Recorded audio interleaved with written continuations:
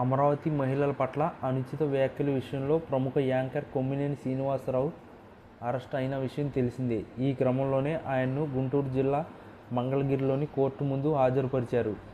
ఇరు వర్గాల వాదనలు విన్న న్యాయస్థానం శ్రీనివాసరావుకు 14 రోజులు జ్యుడిషియల్ రిమాండ్ విధిస్తూ ఆదేశాలు జారీ చేసింది.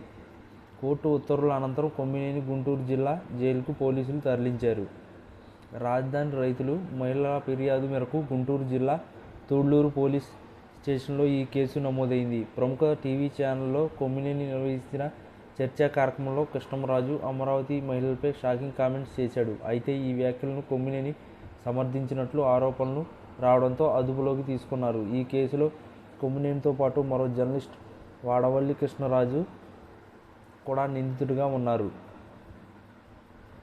ఇప్పటికే ఈ ఘటనపై రాష్ట్ర వ్యాప్తంగా మహిళా సంఘాలు, ప్రజా సంఘాలు, రాజకీయ పక్షాలు నుంచి తీవ్ర నిరసనలు వ్యక్తమవుతున్నాయి. ఎస్సీ, ఎస్టీ అట్రాసిటీ చట్టం, ఐటీ చట్టం కింద నాన్ బెయిలబుల్ సెక్షన్లో కొమ్మినేని శ్రీనివాసరావు, కృష్ణంరాజు సాక్షి యాజమాన్యంపై కేసులు నమోదయ్యాయి. మరోవైపు సాక్షి యాజమాన్యంపై వైసీపీ నేతలు కొమ్మినేని అరెస్టును వ్యతిరేకిస్తూ కామెంట్స్ చేస్తున్నారు.